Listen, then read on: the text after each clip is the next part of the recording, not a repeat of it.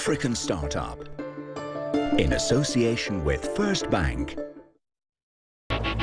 Securing financing and expanding is a quest for just about every startup.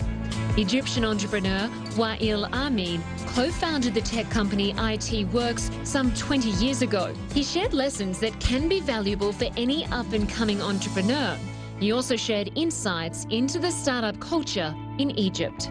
There were a couple of companies, a few concepts, but since then, when you look at how the ecosystem has developed, and companies not just like IT Works, but how large companies that started 20 years ago, the impact they have had on the ecosystem, you can see waves and waves of startups, of companies getting created, of entrepreneurs going 1 round, 2 rounds, 3 rounds of creating companies and moving on and doing new enterprises. So now, look back and you really get a sense that there is an ecosystem of companies, of investors, of academic institutions. It's not just Egypt, it's a phenomena that is really taking the Middle East by storm. I think the challenges are that today, if you're working in technology, you're competing globally, right?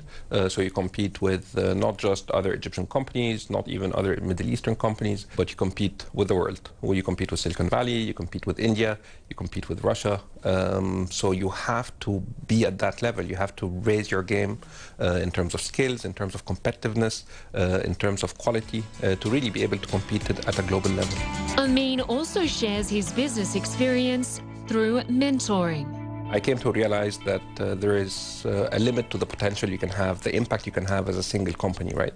And at some point, you want to have an impact beyond the single enterprise and reach out to other people, reach out to other companies and try to share some of that knowledge, maybe help them be successful quicker, maybe help them avoid some of the mistakes or make use of some of the lessons you have learned. And this is really the story with mentorship, is that you look at an entrepreneur in the eye and you try to convey some of the experiences, some of the knowledge, ideally to make him more successful than you have been. I'm a big believer that the future is based on the knowledge economy, on people using, entrepreneurs using research, using their brains, using technology to create value.